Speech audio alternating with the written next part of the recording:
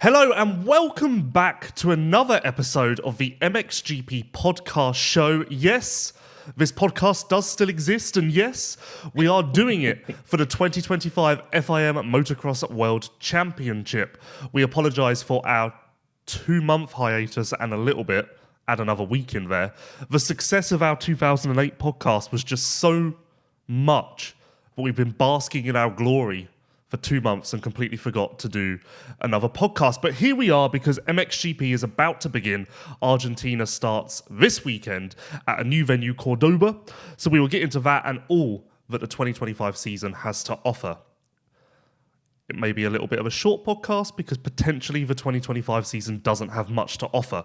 But that will be the main... Don't start already, Lewis. Come on. Positivity.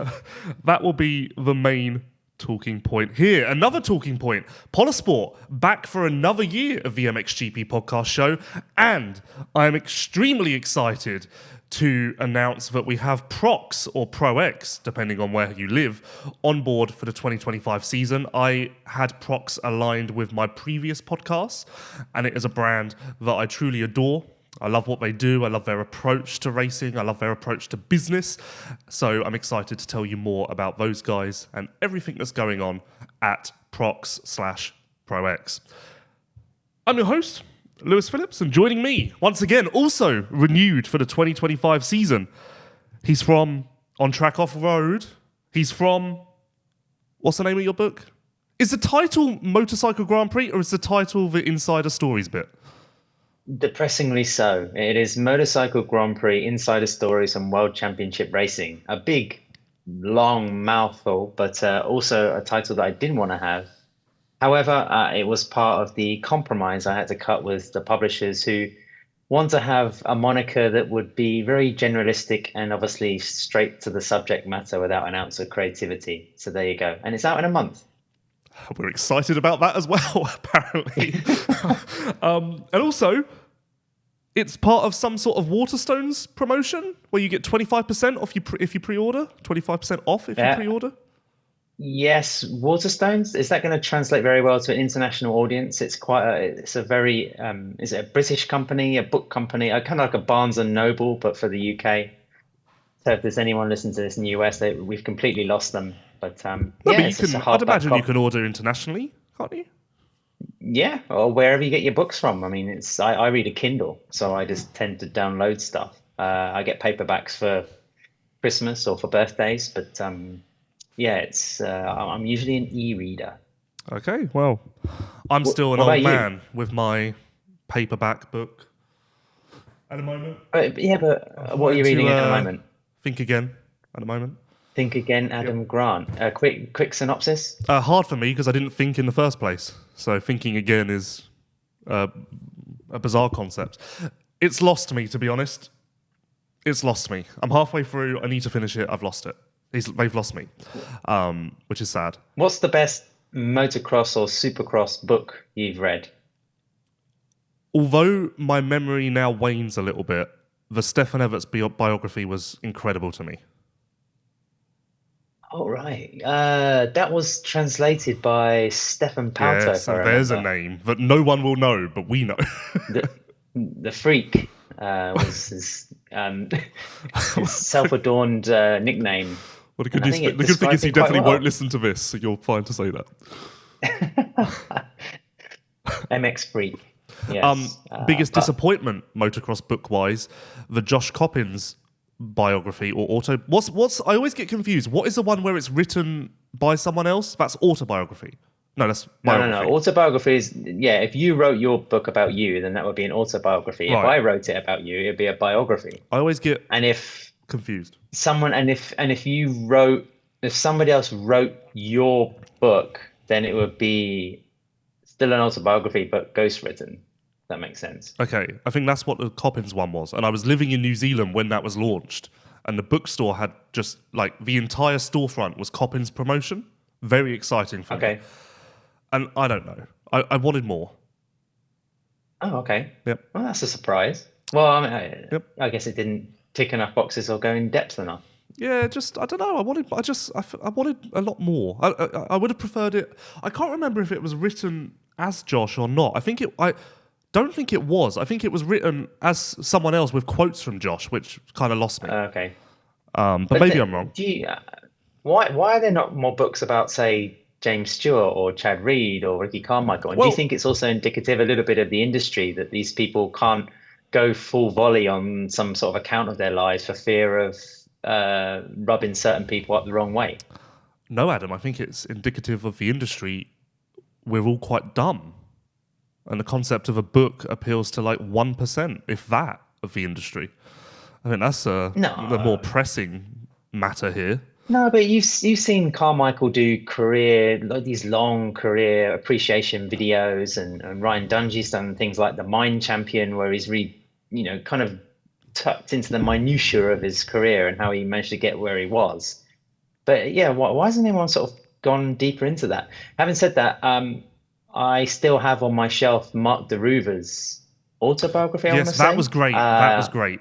I haven't read it yet. Superb. As I said when I read it at the time, I started it and then read it for 7 hours straight and finished it.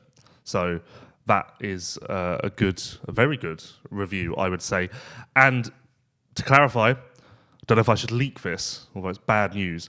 I messaged Jeffrey Herlings last week and said, based on your recent revealings in the Dutch press, when do I start negotiations for a 2027 media/book deal? I didn't seem... I don't know. It's too fresh. You can't do it straight afterwards, can you? I don't want to worry you, Adam, but I'd quite like to do a podcast with him. And if he's open to it, maybe the 2027 MXGP podcast is me sat here right now going and like to welcome for the first time, not Adam Wheeler, Jeffrey Herlings. Okay, I will happily step to one side for Jeffrey Herlings and the latest installment of your kind of very fruitful relationship with him. But a book is a different thing, right? I mean, first it'd be great to get him on here as an interview for 10 minutes. That's all we want. It's time. It's time, Jeffrey. It's time. He does listen. Jeffrey, please. Right. The fact that we've just spoken about books tells you a lot about where I'm at with 2025 MXGP. So let's start with this. Why? No, yeah. Why are you on a downer? Honestly, before a wheel has even turned? Congratulations, Tim Gajser. There is absolutely no way that he loses this championship. And when Jeffrey gets up to speed, I'm sure we'll have some great races in the second half. But let's say in the first half, the first 10 rounds, Tim will win 8 of them. I'm so confident. No, but surely the fact of what happened in Pietra Marata, 12 months ago? 12 months ago? No, 2 years ago. And the fact that Jet Lawrence is currently sitting at home doing sweet FA when everyone thought he was going to be setting records this year, proved to you that you have no idea what's going to happen this year. Yeah, but that line of thinking is basically saying MXGP is going to be a bit of a snore fest, but maybe Gajser gets injured, so stay tuned every week to see if that happens. Well, yeah, I mean, he could tweak a thumb, or he could break a couple of ribs and miss 2 to 3 GPs, which then sees him on a streak of form, but he's having to catch up points. And also, I mean, maybe we're doing a bit of a disservice to Romain Febvre, and I do think there are people that are going to surprise, such as Maxime. Maybe Paul's Jonass as well is going to stay healthy and start to collect points and also stay within, I don't know, a hair's breadth of being a championship contender. Somehow I completely forgot to do this because I've been meaning to do it for the last 7 days in preparation for this podcast, but I wanted to look at last year's results and remove Jeffrey and remove Jorge and then see how many times Renaux, well, not Renaux because he was injured, but Febvre, that's where we're at, beat Gajser. And I would guarantee that it is a minute amount, 10%, 5%. So that's where I'm at. And also, to further this point, a lot of riders I know have been in Italy preparing for the season at the pre-season races and whatnot. Sua was there, Ben was there, and everyone tells me that Gajser is riding phenomenally, better than last year, and this is the best they've ever seen Gajser. So that, combined with the absence of Jeffrey and Jorge, and I've never been so certain that a rider is going to win a championship. And not only that, this will really hit it home. The years where Caroli was entering in 2010 from 2015, and it was the same narrative of will Dessau and Paulin be able to do it? I would argue that I was more hopeful in that period than I am now. And that period was pretty bleak. Yes. Goodness. Was it 20? It was 2009. Tony was a rookie. He rode a Yamaha, which for many people, and there was actually like a 400, some sort of bizarre. It wasn't actually like a stock YZF 450 that many people assumed. That was never kind of proven, by the way. That might be a good journalistic scoop to try and investigate one day. Well, we did 2008. Let's do 2009. Yeah. Well, we're due 2012 as well. Zach Osborne wants to come and chat to us. But yeah, I mean, then Cairoli in 2010 had the 350, brand new KTM, bizarrely sort of Mike Alessi hovering around as a teammate. And, you know, there was all big question mark over that thing. Of course, he pissed it, won the World Championship in Brazil with a very impressive burnout on what was a very sort of makeshift and wobbly podium stage. But then after that, I think Clément Dessau was not far away, you know, and there was one injury. I'm trying to think, it was 11 or 12. He busted his shoulder when Evgeny Bobryshev jumped on him in a Belgian championship race. You know, he wasn't that far away. So by the same token that Gajser could get injured and won't win this championship, then there's all these kind of permutations. The same reason that if Dessau hadn't been by Bobryshev, he maybe would have been pushing Tony a bit harder. I don't know. Let me put it this way then. My heart would love Febvre to win this because what a superb story. 10 years after his first out-of-nowhere world title, the highs and lows since, scary concussions, a team change, for Febvre to come back around, and get it done 10 years later would be a superb story. And it would also grip the world, I think, because that's unexpected to a degree. But, and you know what? Okay, maybe I'm coming around. To his credit, before Febvre got injured in Tuchenthal? Before Tuchenthal? Around? What did he do? Collarbone? I can't remember what he did. Injury. But he was. Well, he was a little bit off, wasn't he? I mean, it was the story last year was the three. I mean, it was Prado, Gajser, and Herlings. So I don't know. Romain for me just there's a little bit kind of to one side. I don't really like Jeremy Sewer as well, his teammate. It was kind of like not invisibility, but just a case of like, right, you're good, you're fast, but you're just not quite fast enough. So before the Grand Prix of Germany last year, so this was round 1, 2, 3, 4.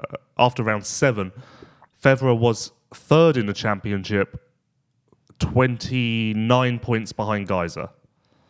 So I mean, that's in the mix, that's within realm, but that doesn't inspire me much. To be honest, I thought it was closer than that.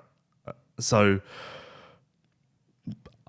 I feel like let's get excited. So Renaux. Well, Febvre's just won. They've gone 1-1 in the Lierop Sand. So obviously he's in shape and he's feeling good on the bike because you don't plow through a track as deep and as gnarly as that when you're not kind of on it. Tim Gajser is the Internazionale d'Italia champion. I mean, that's slightly strange series run on Italian shores pre-season, which has 2 to 3 events. So he's already firing. And he's been through Mantova and Montevacchi. So 2 very different tracks, one sandy, and the weather looked appalling. And then one again in Mantova. So he's up to speed. And then we don't really know much about the Yamaha boys. So it's, I think, for me, we just have to, and you mentioned the name before I cut you off, we have to look at Maxime Renaux. He is really sort of the big question mark, the unknown quantity. And we know about his consistency in his class and his speed, but will it be to the level of the Honda and the Kawasaki man? Yeah, naturally, we're naming Febvre as the likely threat to Gajser because of all he's done. But if you pressed me to put money on it, I think I would put money on Renaux being the greatest threat to Gajser. I mean, also, Renaux and Febvre have raced together. They did La Capelle Marival, and Renaux went 1-1 to Fevre's 2-2, so that furthers the point. Oh, okay. But, yeah, but then Renaux, so then, again, coming back around, so now we're relying on Renaux, who's been injured for most of the last 2 years, has won a couple of MXGP Grand Prix. We're relying on him to take down Tim Gajser, who, yes, he lost a world title last year, but that was against Jorge Prado, and Jeffrey Herlings was in there as well. That's a much different situation. I really believe that even if Gajser is put under fire, he can manage this and just do what he needs to do. Yeah, but Herlings is going to put him under fire. Let's say Jeffrey needs the first 3 to 4 rounds of 20 to get back up to speed, and then Gajser is going to be facing a tougher test pretty much every weekend from there out. So you have to bring that into. I think we just have to talk about the tiers of MXGP. At the moment, you can say Gajser is pretty much by himself based on his class, his previous results, and the fact that this is his 12th season with Honda. I mean, that's kind of a continuity that's unrivaled by anybody else, apart from sort of the former world champion Tony Cairoli and also Herlings, who's out of action for the moment. And you go to a second tier where I think you have to sort of label these potential Grand Prix winners, such as Romain Febvre and Maxime Renaux. And then you have a third tier. And that's also probably the most interesting one to talk about, Lewis, because we have Jago Geerts, who really has to show that he's got some sort of method 450 as Renault's teammate. You might have a late career flurry from the likes of Glenn Coldenhoff. You have Paul's Jonass. I mean, Jeremy Sewer is a big question mark on the Ducati. And then I'm thinking of somebody else who's just slipped out of my mind. Fernandez? Ruben Fernandez, because he's also missed a lot of last year due to that broken ACL. He's coming back, still has the speed, still has the youth and the conditioning and more experience. So I don't know. I don't think MXGP is not as bad. It's not in such a bad place, I think. Well, you know what? I can bring some more positivity to the table, because although it's bleak, Fernandez had a nasty crash in Spain yesterday, and he's okay, right? Yeah, there's no reports of injury, which means absolutely nothing, especially if we want to talk about Lucas Koenen. Well, and the other positive is Jonass almost died at Lierop thanks to a wayward backmarker, and then later in the day, Jonass and Febvre crashed together, and they were both okay from that. So we could, if things had shaken differently, we could be sat here going, Tim Gajser versus Jago Geerts. No, Lucas Koenen, so this is interesting. It's still very, I don't know what you'd say, information is sparse. I've heard many different versions of it, but the version I'm now getting is he did break both his arms, he has had surgery, and he's racing Argentina. Yes, that's what I understood to be the case as well. I don't quite know why we haven't heard anything officially. I don't know. Maybe it's something to do with Lucas's condition and the intention to enter Argentina. But from what I've also heard, that the broken arms, I mean, you could get all types of breaks, can't you? And they were small kind of fractures. I think basically Koenen's declared himself fit to try Argentina. He just needs to withstand the pain and see how he gets on. And the I'm going to suck it and see approach, maybe that has necessitated the lack of communication. It's like, we're definitely doing this or we're definitely doing that. For sure, if he couldn't ride, then I think there would have been some sort of official verification, either through Rebel KTM channels or through Koenen's own social media, which I haven't checked. So maybe there is some post that's gone up in the last, 12, 24 hours. But it does seem he has had this crash. He has had surgery, like you say, and he's going to give it a go. For him to need surgery, this must have been semi-major, because you don't have surgery on the most minor injuries. And so I'm really struggling to fathom what these broken arms look like for him to have surgery and then be able to race 7 days later. Well, I heard it was his wrists. Oh, okay. So if it's the top of the radius, which is the thickest bone in the wrist, then maybe it's just a case of putting in a screw so that the splintered bone can start to knit straight away. I don't know. I'm not a doctor, but the fact if he's had surgery and he can still contemplate racing and not have to go through the sort of mandatory 5 to 6 week recovery phase means that it couldn't be that bad. I mean, we must be talking hairline fractures. Yeah. So and you know what? Prior to this injury, I was in a much happier place with MXGP because I put Koonen above Febvre and above Renaux. I really felt like Koonen could come out and surprise us all and take down Gajser. I really felt like that. So that's where this... Lewis, no. No? No. Where you would put him below Renaux, but above Jonass, Vlaanderen, Fernandez, etc.? I'd put him on the same sort of billing that we had Jago Gertz last year. Just like a rookie coming into the class, and he potential to do anything. I mean, as Gertz showed on a 450 in Redbud, I mean, that seems like a decade ago. But Koonen, we all know about his natural ability, but he's only just 18 years old, and as he's kind of proven, the 450 can bite you. So I would have expected lots of crashes, pretty much the archetypal Ruben Fernandez season, where there's a lot of lively speed, shock factor, but he also has to learn to race athletes of the caliber of and the experience of Gajser and Febvre. That's something he didn't really have to face in MX2. So there's a whole learning experience there. I don't think you could say he's going to be at the level of those guys already. I don't know. I was high on Lucas Koonen, and I still believe that he does win GPs this year. But it sounds like you can at least agree with that. Yeah. And also, I mean, I spoke to Rasmus, and I asked him, how do you think he's going to get on? And Rasmus obviously worked very closely with him for the last couple of years, and said that if he makes a start and gets out of the front of the pack on the 450, then he could do pretty much what he did in MX2 in 2024, and that's to set a pace that's difficult for anybody else to catch. Do you know what his contract situation is? Because we know that there's rumours of him going to America, but I'm just wondering if he is locked down with KTM beyond 2025, or if maybe there's some weird contract in place where if KTM cannot offer him an American ride, then there is no deal. Because I've heard that Kawasaki has been sniffing around at the Ice One side about Koonen in the future.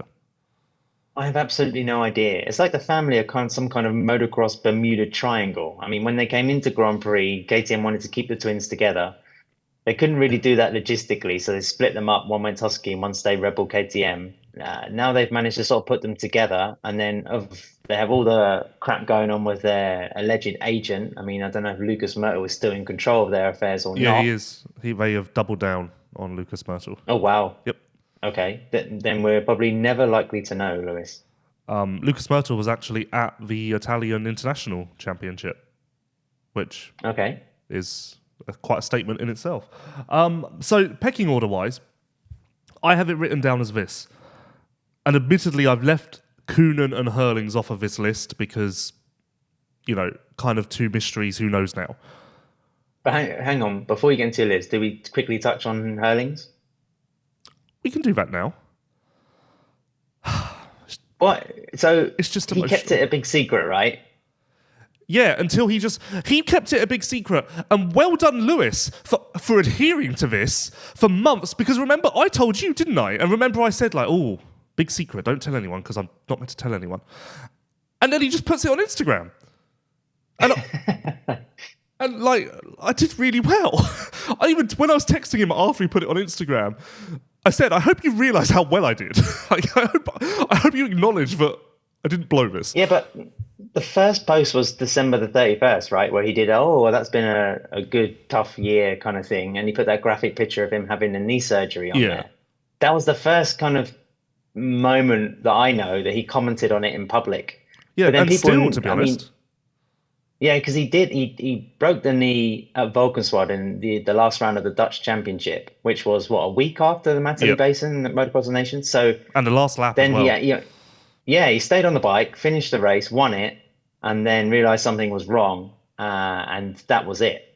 Back to surgery. 4 months off, but then you didn't say or hear anything about. There were rumours that he had injured himself, and of course he's not training, not doing any kind of boot camp process through November and December. But until December the 31st, nobody knew. And I just wondered why. I mean, we know Jeffrey's a bit reclusive anyway. I can understand if he had a period of a couple of weeks where he thought, I have got no interest whatsoever in, rehashing injury ground again. What's your take, Lewis? Yeah, I think we do end up in this kind of grey area a lot where if a rider gets hurt in the off-season and they feel like they're going to be fine by the next time that there's a race, technically there's no need to announce anything. And up until, I don't know when, say January, certainly pre-2025, I feel like the belief that Herlings would be in Argentina with a couple of weeks of prep were quite high. So this wasn't in the plan for him to miss the start of the season. I genuinely believe, prior to that post in December, if you'd asked anyone involved, they would have believed that he would be in Argentina, and not 100%, but no doubt he would start the season. Also, Jeffrey's in a position again where he has to call Pit Buyer and say, Pit, I've had another injury. KTM, around the time that Herlings is going through, a post-operation rehab, are entering their own meltdown in terms of their own existential economic business outlook. So then how does that paint the landscape for Herlings? Because once again, he's going to be on the sidelines. Once again, his World Championship campaign is a little bit up in smithereens before it started. This is the third time in maybe 5 years. I just wonder, and we've seen the interview that you mentioned he gave to a Dutch media source where he said 2026 could be his last season, is this contract year. So is he going to be talking with KTM? Do you see this carrying on? Is he going to be a Red Bull KTM rider for what would be his last season? Which will be 2026. Yes. I think it's up in the air. And I think that the opportunity for him to not be is maybe larger than most would presume. But it comes down to KTM at the end of the day. I think that right now KTM's top priority is re-signing Chase Sexton. And then after that, I think the Herlings conversation will begin. And also, you could argue, I don't know exactly how much of the budget is shared, but if for whatever reason KTM do not re-sign Chase Sexton, that then puts a lot more emphasis on they have to re-sign Jeffrey Herlings, because realistically Herlings would be their only chance to win anything 450-wise in 2026. So those dominoes need to fall a little bit first. But I think KTM would certainly want Herlings back. It just depends if they can agree money. I think there are two different kind of buckets there, really, aren't there? Because if KTM North America don't get Sexton, they need somebody of a similar kind of standing. No, there's no one available. Irrespective of who they get, for MXGP. From Jeffrey's side, I think, would he really want to change a team and a whole way of working after being with the same people and the same company since he was 15 years old, just for one last season? I mean, I'd understand if someone wants to tempt him, but he doesn't need the check. He doesn't need the money. There has to be some other big factor to make him want to change everything. I mean, Monster Energy have been chasing him for years, maybe just to finally get that claw. But then would it make sense to break such a long relationship with Red Bull? But do you feel like KTM? I don't feel like he's that. I don't feel like Red Bull use him, or I don't feel like the Red Bull relationship is as tight as it should be. Like, I don't... Similar, and also maybe it's just because he's a KTM rider, because I would also say the same about Chase Sexton. But Red Bull exploit and market and shout about the Lawrence brothers a lot. And I don't feel like they do the same with Jeffrey or Chase Sexton, but same. No, they don't market him, but I don't think Jeffrey also makes himself out to be a marketable person.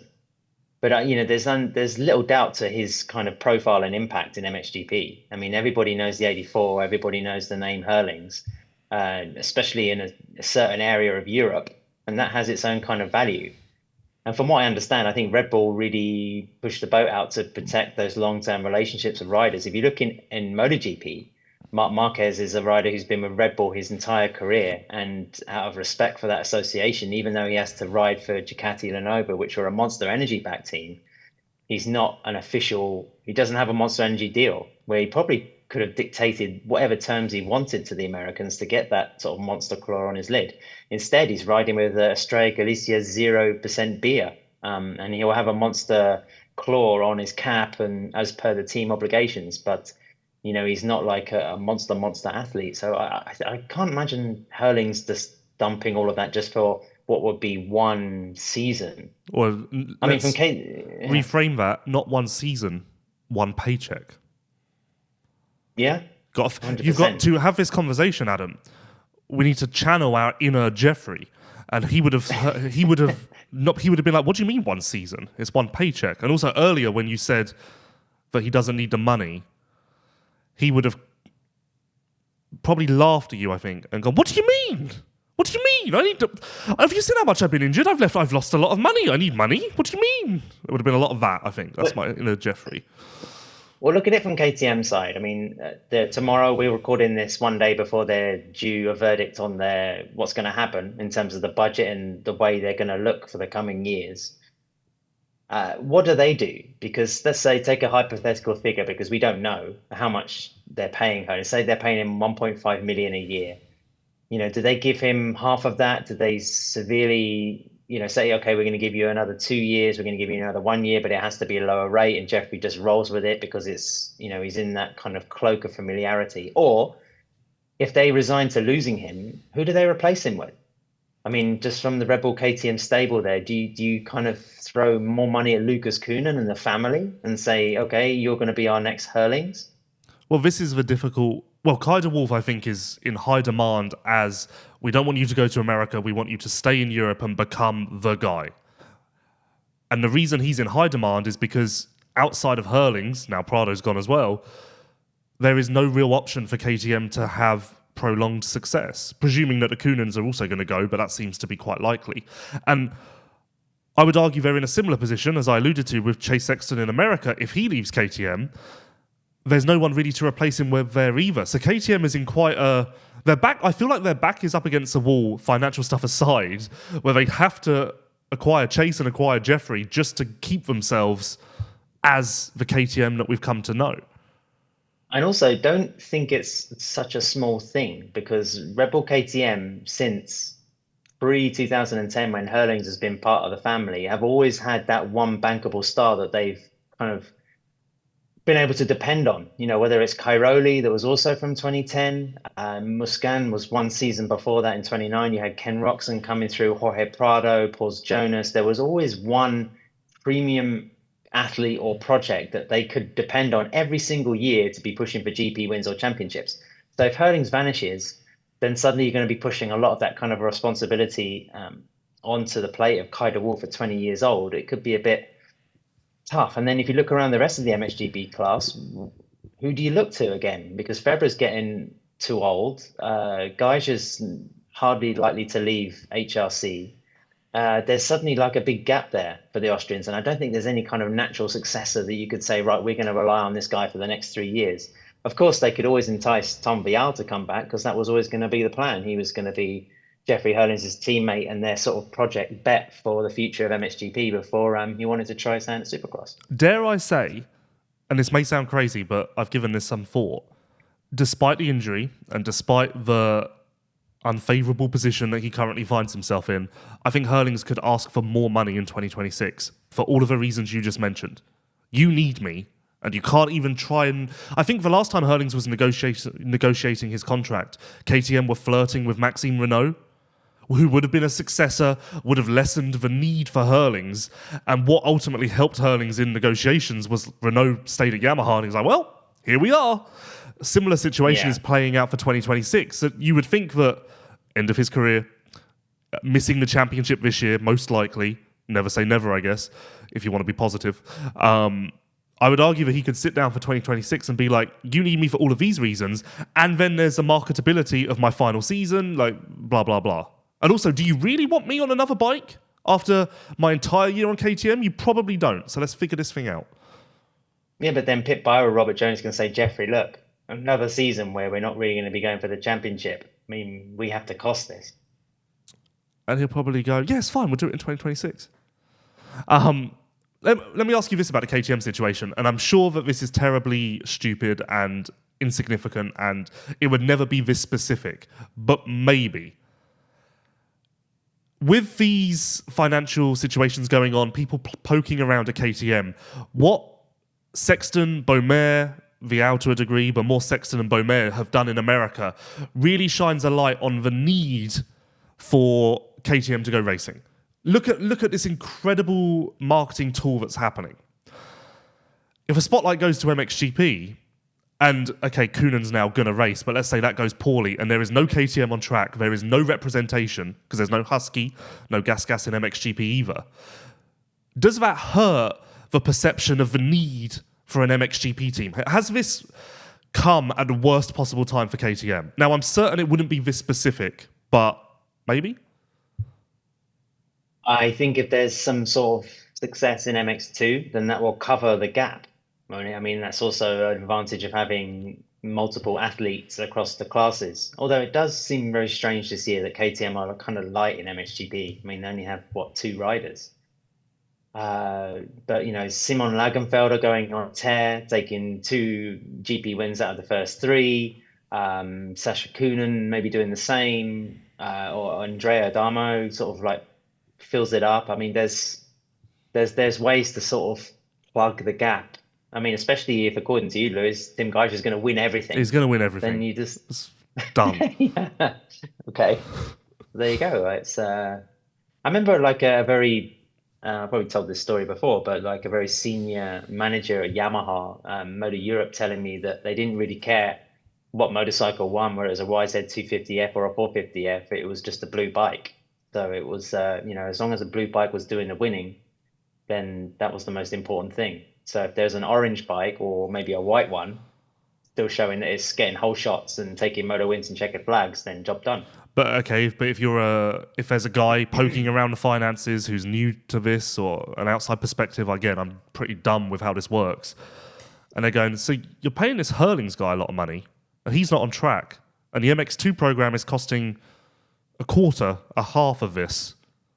Why explain this kind of way of working again to me? I don't know. I think it's dumb anyway, what I'm saying, but you've got a point. So we need to rattle on. So we've all decided, guys, there's just congrats. No, how about this? Can I interest you in a 2017 type season where Herlings comes back at the 3rd or 4th round and is furiously chasing Gajser to the checkered flag, and although it doesn't happen, we're at least enticed into believing there's a chance, and that keeps us going. Maybe? Yeah, okay. I think that could happen. And also, you don't do a disservice to Febvre and Renaux and even like Gertz flying at Lommel or, maybe in Latvia or something. Just these people like chipping away at the result sheets now and again to take points away from maybe Tim or someone else. In a time where we need to be positive, it seems like a good opportunity to talk about Polosport. And once again, believe it or not, here I am to say, hey Yamaha YZ125 or 250 riders, this one's for you. If you've been riding models from 2002 to 2021, listen up, because Polosport has something that's going to make your heart race. They're introducing the new restyling kit, a complete transformation for your Yamaha, giving your bike a 2025 look without any complicated modifications. The kit includes everything you need: a new gas tank, a full race seat and airbox, all designed to fit seamlessly. No fuss, no hassle, just a fresh design that breathes new life into your dirt bike. Polosport has what you need for your motorcycle. So thank you to Polosport for returning to the podcast once again. So, my pecking order. Also, it's going to anger so many people that we have given Herlings the most spotlight in this podcast by miles. So I look forward to getting emails about that. My pecking order: Gajser, Febvre, Renaux. They are your title contenders. Fair? Yes. I then have Jonass by himself in the second rung of the ladder. Don't really know why, just because I feel like it's a disservice to put Jonass in the next category, which is Vlaanderen, Fernandez, Sewer, Guadagnini, Koldenhoff, Watson, Ferrato, etc., etc. No, I think Paul's his family in there, just by virtue of the fact that he's had such a tough time with injury and making it through a season. Do you not think that, though, like, of that group, Jonass is the one who could potentially win a GP or separate from Febvre and Renaux and just feature in the top tier a little more consistently, or a safer bet to do that? Well, we're doing this podcast before the opening GP, and 2 years ago, Fernandez won the opening GP. So it's I would say there's a couple of other people. I mean, Vlaanderen might even be more likely to win than Paul's, because he's also on a new bike and in a new team. And, he's looked pretty good in pre-season, but then GP pace is another thing. I would give him a few races to really find his feet first on the KX450F. And just to clarify, we all know that Sewer was very unhappy with the Kawasaki last year. Jonass is very happy with the Kawasaki this year, so we can leave the Kawasaki slander in the past.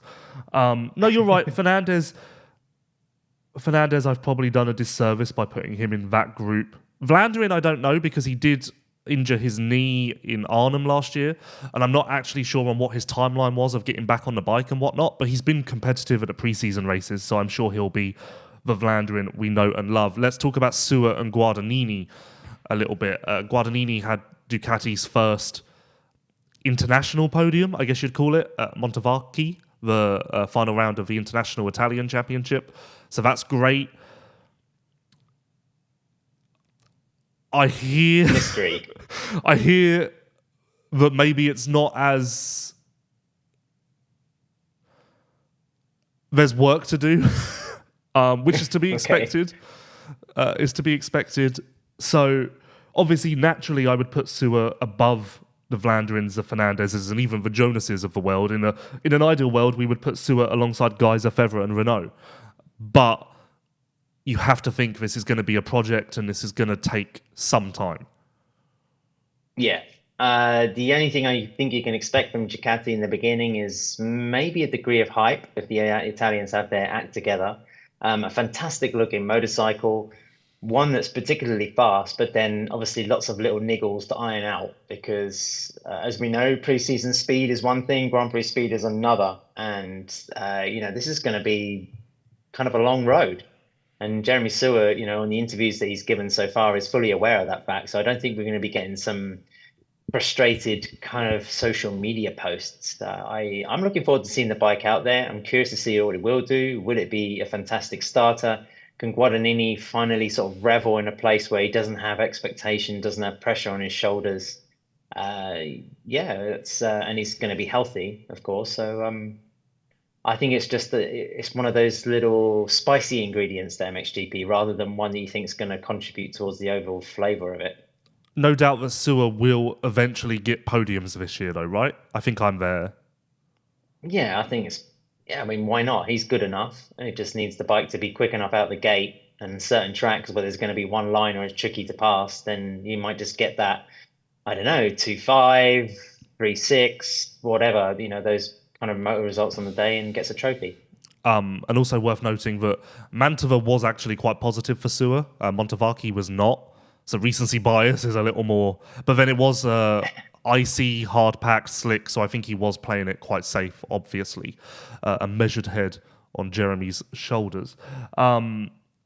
Rattling through this, from the list of Guadagnini, Koldenhoff, Watson, Ferrato, Gertz, Horgmo... I think that would be it. What name stands out to you as a name that could potentially surprise or... just elevate themselves? We need to see something from Yago, I think. Yamaha, I think, have a lot of spotlight on them for some results this year after, having to be bit part players in 2024. And Fernandez, I think, for the same reason, he's on a fantastic motorcycle as part of the best team. When you see HRC in the MXGP paddock, it's the setup and the professionalism and everything is just on another level. Can we say maybe it's the premier team in MXGP at the moment? I think it's... Oh, yeah, without doubt. It's not an exaggeration to say that. I mean, used to be perhaps sort of Red Bull KTM with their contribution of their huge awning, multiple riders, the Red Bull Energy Station. But, HRC now, Kawasaki as well with their 2 Goldfish Bowl trailers. Sadly, the loss of standing construct means there's 2 less of those particular kind of setups. No, because... Nistan have taken the standing construct fish bowls. Oh, right. Yeah. So Rasmus is going to be in a fish bowl. So the first time that KTM have, or someone in the KTM family, I think. No, Ice One had them when they were Husky, didn't they? Yes. No, they didn't have goldfish bowls then. Really? No, I think they did. Yeah.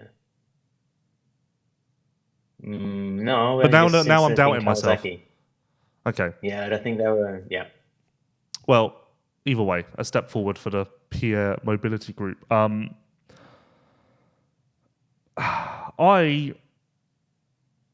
think that... Come on, who's your pick? It's time. It's the Beta. The Beta has a better engine this year, more bottom end. And I am high. I think that the time off last year did Ben Watson good, gain a bit of perspective, just a bit of perspective on the racing situation. Come back, found a new engine inside the bike, one that's better, ticks some of the boxes that we were looking for in the past, or he was looking for in the past. And I think that he will shine this year and remind everyone of what Ben Watson can do and make beta history. What's your opinion of the bike in Supercross? I mean, it looks fine. Okay. I mean, the riders they have on it, arguably wouldn't be doing any better on any other bike. Okay. So it's not like it's suffering a lot, like in starts or anything like that. Well, I haven't seen a beta get a whole shot, but again, if their riders weren't on other bikes, or were on other bikes, I don't think you'd be seeing them get whole shots either. So, yeah, which is kind of the smart play to have. If you're a manufacturer like Beta, who's maybe not all in on motocross, get riders who are middle tier, and then you can't be criticised for you. There's no visible decline in the riders per se. Whereas when they sign a rider like Ben Watson, we all just obviously expect championships immediately. No, that's too far. Considering the injury and the rest of the field, what would be a really good result for Ben Watson? Like top 7? Top 5? Adam, a top 7? What an insult. Hold on a minute. Right, okay. You are banned from talking to Ben Watson for the foreseeable. I think that'd be a pretty good start. So last year before injury, he was floating between 7 and 12, let's say, every week. Bike's better this year, much easier. Yeah, okay. Admittedly, I thought it was better than that. I'll hold my hands up. Bike's better this year. I think he's a better rider this year. He's happy. He's got me. The field is easier, simpler. I would expect... I've told him, in full disclosure, I've told him I want 5 to 8. Consistently. Okay. But that's not, after the way the last year was cut short, we're also prepared to start slow and build. We're thinking long term. Yeah, I think you've got to be top 10 results, especially in Argentina for the first one and then the next couple. That'd be a decent platform because from the looks of things, and we'll talk about Cordoba in a minute, but it seems a little bit kind of loose, the terrain, perhaps a little bit sandy-ish, maybe like Kegums in Latvia. But then, round 2 is going to be on the hard pack in southern Spain. That's not sort of Ben's prime terrain. No, we'll be peaking after that. Okay, right. I think it would be my guess. Also, I think, you mentioned Jago Goertz. I am of the opinion that throw out all expectation, this is going to be a slow rebuild, and maybe by the end of the year, the final 6 rounds, we start to see... around that Lommel time you mentioned. Maybe we start to see what Jago can do, but I'm not judging him at all in the first half of the season. And maybe that's incorrect, but I just feel as though after the way last year went, the struggles he seemingly had with the Yamaha 450, I think that it's going to take time. Maybe I'm wrong. I'm not exactly in the Jago camp. I don't think anyone is. But yeah, that's my... Gosh. He doesn't have a fan club. No, I just meant that I don't think that social, Lewis, who wins in Argentina? It's Gajser, Adam. It's all Gajser. Just everything. You know what? Lock me in for Gajser at the first 10 rounds. You know what I reckon? I think he's going to start very steady. And I think Tim, I did an interview with him last week and put it on Track Off Road. He said that he didn't take risks last year. It was a long campaign. Obviously, he's very experienced, 10 seasons now in the MXGP class, and he's still, 28 years old? And, he said he maybe needed to risk a little bit more because Prado made the difference by winning, 17 motos, and Tim only had, 7? I mean, those points in the end counted towards the separator and the championship at the top, even though Gajser had more red plates. So... I still think you're going to see Tim build into this thing while keeping an eye on who's grabbing those checkered flags. So I'm going to say Febvre is going to win in Argentina, considering we're going to a completely unknown and recently built track. And I'll put Tim on the podium and also somebody a little bit of an outlier, say Fernandez or Goertz. Okay, so you are completely on the other side to me in the Goertz camp. You are in the Goertz camp, I guess. Hilarious would it... Okay, no, it wouldn't be hilarious. That's the wrong word. But after last year where Gajser needed to hang it out, I would argue that this year he definitely doesn't need to hang it out. So if he now this year decides to hang it out when it's not needed and then gets hurt as a result of that, that'll be a cruel twist of fate. Because I feel like this is the year where he really doesn't need to do anything silly. Last year, yes, he needed to. Stiff competition. This year, no. But if he has enough of a points gap. I mean, MXGP could be quite slow if he's just managing from the second half of the season, pretty much like Prado did with Febvre. It's 2022. It's 2022. We're back. We wished we wouldn't be back here, but we have just jumped in a time machine, and here we are. I just want to give somewhat of a shout out to Kevin Horgmo as well, because he was very impressive last year. He is now the number one rider on that team, so a bump in salary, and who knows what else. I think that Kevin Horgmo can surprise, because despite his effectiveness last year, I feel like everyone has forgotten about him quite quickly. So I imagine he will surprise everyone once again. And also, Kevin Horgmo uses Prox or Pro X, depending on where you're located. A lot of debate over how I would say it on this podcast, because for some reason the Americans decide not to say it Prox when it's quite clearly one word. There's no hyphen. There's no just Prox. And if Kevin Horgmo needs parts for his bike, although Prox would supply them, he can head to pro-x.com and use the very, very, very handy parts finder where you select your ride. So you go year, make, model, which I'll do here. Let's say I have a 2020 Husqvarna. Actually, let's do a KTM in honor of Jeffrey Herlings. KTM 450 in honor of Jeffrey Herlings. And then you click search, you wait, it loads, and it comes up with all of the parts that Prox have for your motorcycle. So, for instance, first up, Prox rear sprocket bolt set. Second, Prox X-ring roller chain. And then so on and so forth. Valve shims, brake pad set, front sprocket. There are 8 pages of products for my 2020 KTM 450. And it's as simple as that. As someone who is mechanically challenged and just challenged in life, like myself, that is where you go to find out what parts your bike needs. As someone once said to me, if your clutch starts slipping, the money you spent on a new set of goggles isn't going to help you. The money you spend on Prox will. You're just full of maxims and, these comments on life at the moment. I thought that's quite good. Right, we have got essentially no time at all. KTM, MX2. Is it De Wolf versus Lagenfelder? Yes, it is. But what says you? Again, who can we maybe throw in unexpectedly? Could Sasha Coonan keep off the ground long enough to be in the mix for it? No, he cannot. He's going to be the best starter, though. Yes. I've heard that he's flying in the off-season, which isn't a surprise because we know he's fast. I guess the proof will be in the pudding. I need to see him reel off consistent results. The counter to that is you could argue the proof was in the pudding last year when he won 2 consecutive Grand Prix. But I need to see a consistent run of top 5 finishes.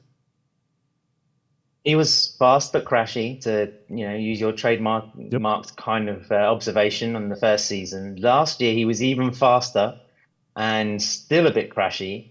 So if he's again faster for 2025 and then curbs those crashes, then he's going to run away with this thing. It could be a Prado-esque kind of season, but I need to have my faith renewed, I think. Okay, yeah, because you have always been quite supportive and you've believed in Sasha. No, I don't think so. I think he needs to screw his head on better. I mean, Lucas was always like a different league in that aspect. I mean, Sasha is so diminutive. He could just sit on the bike and pin the throttle and he's going to get that whole shot. Kind of like Tom Vial. But at the moment, he doesn't have, a quarter of Vial's racecraft and ability to sort of maintain speed and focus. Still extremely young, of course, but he's been kind of, I don't want to say the lesser twin because it seems very harsh, but, he has, I think, the stage in MX2 this year. So it's up to him to prove that he can mature and stay away from injury, because the smash that he had in practice for Sweden pretty much wrecked the second half of 2024. Where do you stand on De Wolf versus Lagenfelder? It's going to be an interesting season for Kai. I hope he keeps motivated. Maybe he can just chase more Grand Prix wins. Lagenfelder, how many minutes did we dedicate last year, Lewis, to trying to work out why, we're not seeing increased level of performance? And I just hope he's not going to get in that same funk. Yeah, I'm not. Although I do believe that this year he can be great again, I'm not dedicating I'm not dedicating the same level of motivation to telling everyone how good he is. He's lost me. Okay. But I do believe he will be in the mix, and he went 1-1 at Montevaki, so that's good. Kai de Wolf missed the Hawkstone International with an ankle injury, but he returned to race Lierop this past weekend and went 1-1, so I don't think that we have any concerns there. For some reason, what you said about de Wolf staying motivated did strike a chord with me, in the sense that in his career, he's been injury prone to a degree, and I just wonder if the luck that's needed to stay in it can extend another full season, And I feel like that's quite pessimistic, but I don't know why that hovers in the back of my mind. No, that's a great point.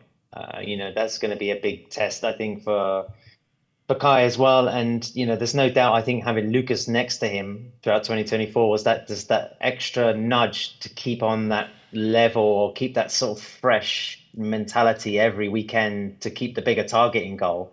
Now that he doesn't have that, even though Liam Everts, he's coming back from that serious neck fracture that he sustained in China. I mean, Everts is no slouch at all, and I think he'll be a very excellent substitute for the likes of Lucas Koenen, but he's going to need Grand Prix maybe to get sort of up to speed, even though the motorcycle is essentially the same. I think you can expect great things of Liam, to be honest, when we get into the second half of 2025.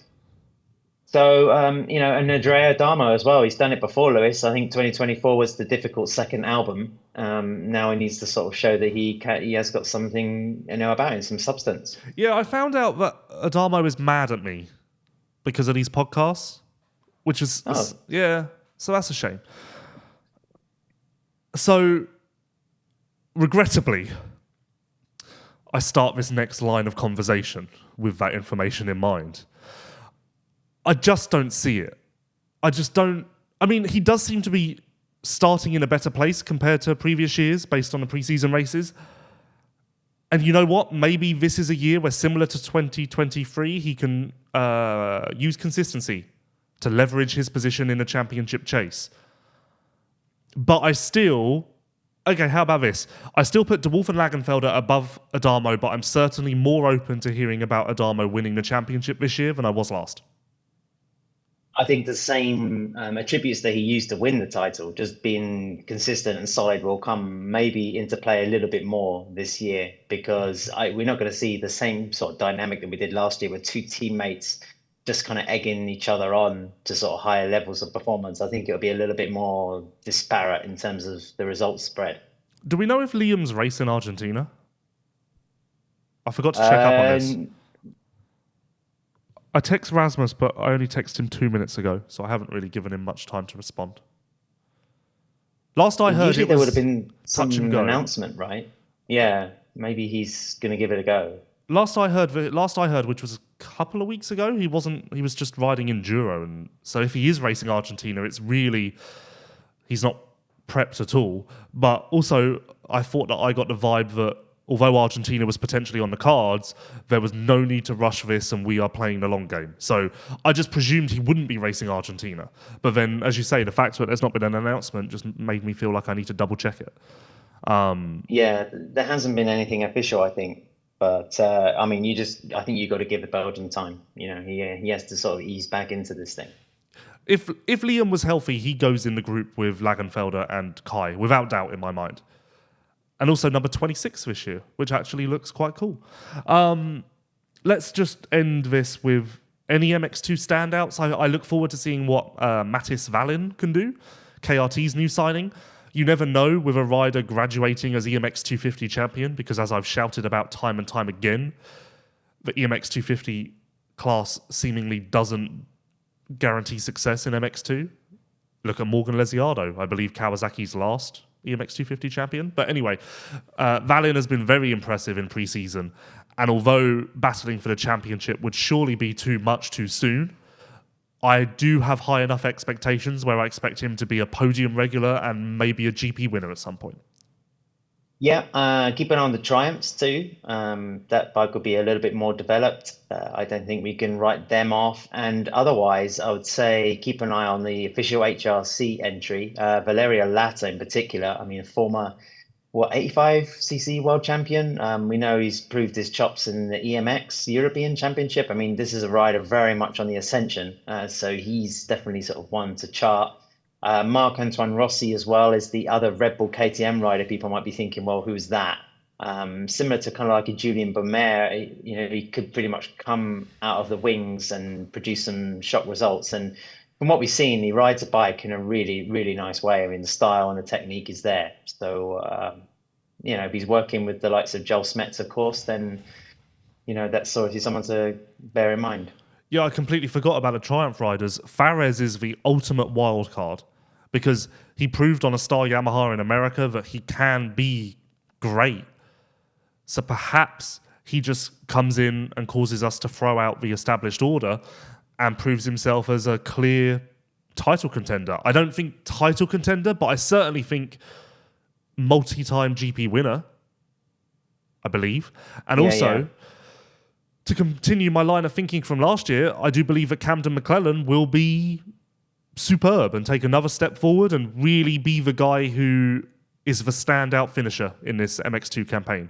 And then also to build on two more things you said, Lata versus Zanchi. Are we agreed that Lata should be better?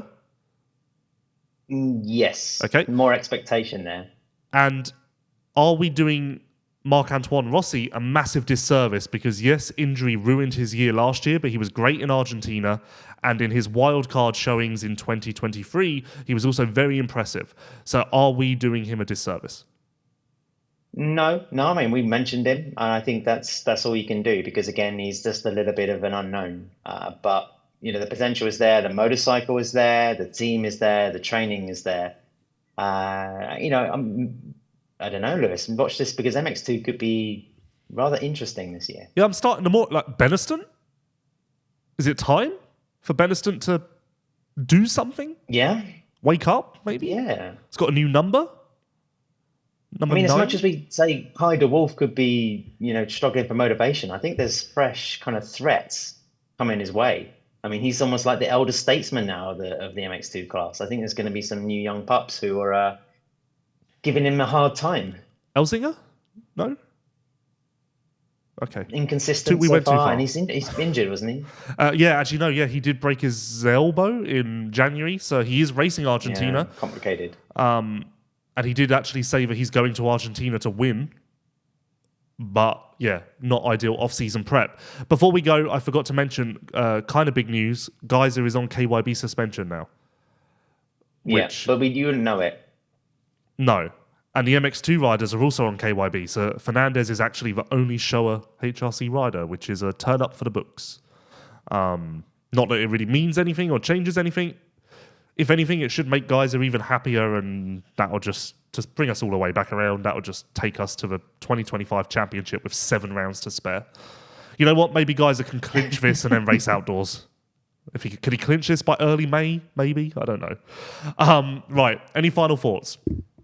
What do you think about the new track in Argentina? I've seen some pictures and videos and even some news reports. It looks a little, how can I put it? Very ambitious, but maybe not the most aesthetically pleasing. I mean, essentially they just made a track out of a large kind of sand pit. Almost a little bit kind of, it looks kind of like the track at Madrid, whereby I think you'll have the public very much kind of in a nondescript infield section around. I don't know if they're going to be ferrying in some grandstand seating as they tend to do sort of in South America. But I mean, the amount of investment and everything so far is impressive. But I wonder how the circuit will pull up to scratch for the Grand Prix. I mean, once you have In Front Motor Racing putting all their infrastructure in, then of course it gives it a very sort of professional edge. But at the moment, the scale of it, wow. But it's not exactly as picturesque as you could say Nelkian was. Poor in front moto racing, because I've already had to deal with a lot of people saying, I can't believe in front would let go of that amazing venue and replace it with this.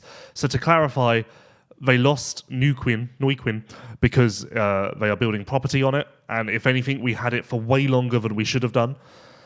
So that's why that's gone. And to be honest, judging Cordoba based against other man-made facilities overseas, it looks quite good in comparison to that. Like the soil looks good, so it's not going to be I presumed it would just be a Turkey. The soil looks quite racy. I don't know much about the layout yet, but I'm not super negative on it, which everyone is, and guarantee this weekend there will be a lot of people who tune in to mxgptv.com expecting to see Neuquén and then take to social media to explain how angry they are that MXGP has gotten rid of another fantastic track, which that's going to happen. Well, apparently they ripped it like almost a meter deep. I don't know what the weather's been like there currently and what it's going to be like for the weekend. Haven't checked that, but like I say, it looks kind of soft. It looks like it's going to be very rough, pretty rutty. But then, like any new track, it's not been bedded in, so there's bound to be some sort of weird lines. It will just be a novelty, I think, to start MXGP in this way. My final thought, and this isn't a threat. It's not a threat. It's not meant to be aggressive. But there is time to hear my words. I swear to God, if I turn on MXGP TV this weekend and I'm presented with a Kevin Bruman interview, I will smash my laptop and I will fly to Argentina. It's not a threat. You're not looking forward to his GoPro lap then? That as well. If I see any sort of Kevin Bruman love to start the season, heed my words. It's not a threat. It's not a threat. It's not aggressive. It's not a threat. But there is time for someone to notify the powers that be that we do not want that. Admittedly, the field is weak. We may end up there quite quickly, but not right now. Ben Watson? Sure. Give me Ben Watson. We made a mistake last year. You have to have a Spanish speaker. Put a Ruben Fernandez one. He won the opening GP 2 years ago in Argentina. Former Argentina GP winner. There you go. So just have him doing it. Just look at the results and pick for 24 riders above Kevin Bruman from last year. That's all we ask.